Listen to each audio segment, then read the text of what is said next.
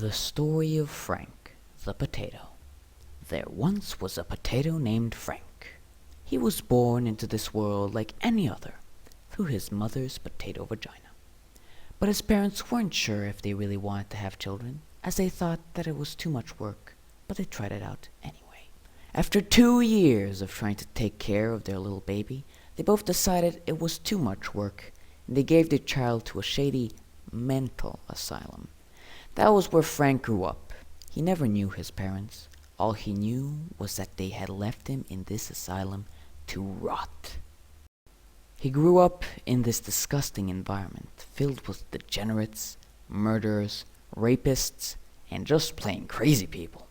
All the walls were dusty, mossy, and moist. The whole complex was dark and shady, as were the acts that were committed there. All of this, and the fact that he got abandoned by his parents, took a toll on Frank's mental health, as it would with anyone. Time went by, and Frank got to the age of 17 years old, and he thought to himself, in 1 year, I'm getting out of here. But before I do so, I must write down the horrors that I have seen and my opinions on the world. The year went by, and during the time that he was writing his book, he almost never slept, ate, or rested.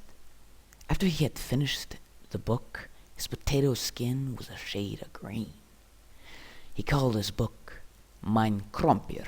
Finally, he could leave that god-forsaken place called an asylum. All he took out of the asylum was his book, and now he was a free potato. But he knew he had to get a job to survive, and he saw his true calling in politics. He traveled to a different country because he despised his own.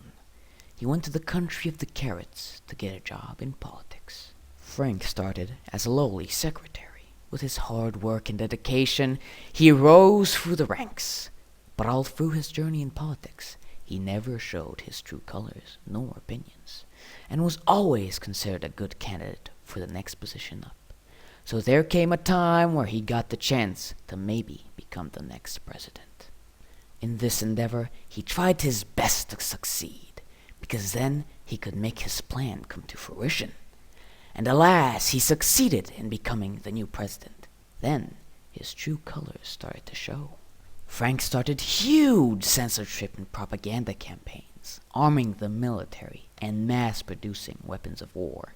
Then the country's economy bloomed, and more people started thinking like Frank. Then he knew it was time to publish the book he had written 15 years ago, while he was still in the asylum.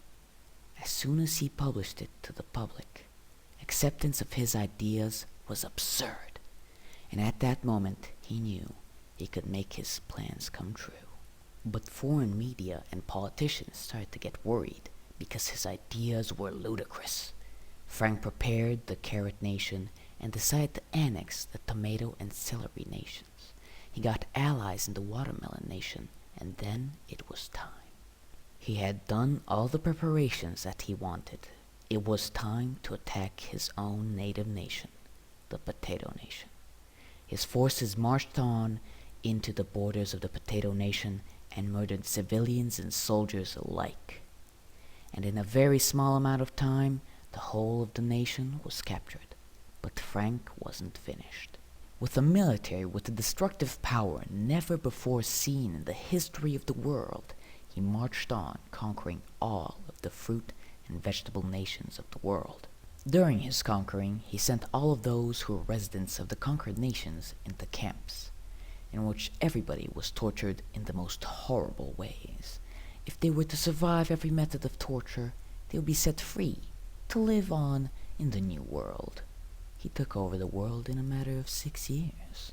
After the conquest of the world, he proclaimed himself the Emperor of Death. 2 years later, a female carrot named Jasper caught his eye, and they both fell in love. They got married and decided to have children. He finally found happiness. After everything he had done, this was the first time he experienced the true feeling of happiness. He moved to a small remote island where he nor his family were to be disturbed. There they lived happily until Jasper and Frank were around 90 years old, Then Frank decided to give the control of the empire to his children. Frank and Jasper feared that either one of them might die soon, and one of them would be doomed to live without the other, so they said goodbye to their children, and went skydiving without parachutes, while in each other's embrace. That's how their life ended, and that's how they wanted it to be. After Frank's death, his oldest son, Jake, took over power, and he gave the nations that Frank took over the option to leave the great empire. But most did not, because now everything was connected like never before, and a great bond between the whole world was born.